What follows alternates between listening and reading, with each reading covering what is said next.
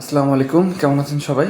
অনেকেই জিজ্ঞেস করে যে আপনারা কোথায় থাকেন, আপনাদের বাসা কেমন হয়? চলেন আজকে তাইলে আমি যেখানে থাকি আমার বাসাটা দেখাই আর কি কেমন।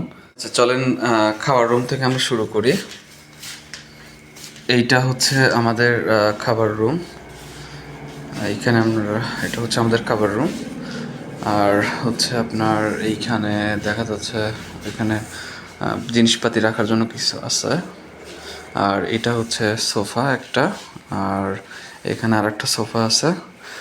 আর চলেন আমাদের কিচেন রুমটা আপনাদের একটু দেখাই দিই। এটা হচ্ছে আমাদের কিচেন, এটা হচ্ছে আমাদের কিচেন রুম। এই ফ্রিজ, এই ওভেন, সব কিছু থাকে, যে ওয়াশিং মেশিন, হ্যাঁ ওইখানে একটা ইয়ে আছে। তো এই হচ্ছে আমাদের রান্নাঘর। এই তো হচ্ছে অবস্থা। তো মোটামুটি আপনার ইতালিতে প্রত্যেকটা বাসাতেই এমন ফ্যাসিলিটি থাকে। ওইখানে আরেকটা ডিপ ফ্রিজ আছে। আর এটা হচ্ছে আমাদের এই পাশে হচ্ছে বেলকনি, একটা একটা বেলকনি আছে এখানে। এটা হচ্ছে আমাদের একটা বেলকনি। চলেন আমরা আমাদের আর একটা রুম আপনাদেরকে দেখাই। আর একটা রুম দেখাই। আমরা এই বাসাতে থাকি হচ্ছে 4 জন থাকি এই বাসায়। এইখানে যে কাজের কাপড় চোপড় রাখার জন্য ইয়ে আছে, ওইখানে জুতা রাখার জন্য ইয়ে আছে। এটা আমাদের ওয়াশরুম। এইটা একটা রুম। এই এটা একটা রুম। এই রুমের দুইজনই নাই, দুইজনই বাংলাদেশে গেছে।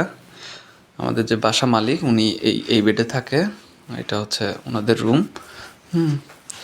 ওনাদের রুমে যে আলমারি সব কিছু আছে, এই রুমে 2 জন থাকে। আর আমার রুম হচ্ছে এই পাশে আমার রুম, এইখানে আমার রুম, এটা আমার রুম, এইখানে এটা হচ্ছে আমার রুম, এইখানে আমি থাকি। আর ওইটা হচ্ছে আর একজনের রুম, আর একটা হচ্ছে বেড আর কি। আর এটা হচ্ছে আমাদের জানালা। এখন ঠান্ডা পড়তেছে এই জন্য আমরা তুলে রাখছি। এটা হচ্ছে জানালা। তো এই তো অবস্থা। এই রুমে আমরা 2 জন থাকি। আর ইতালিতে ঠান্ডা মোটামুটি ভালোই পড়ে।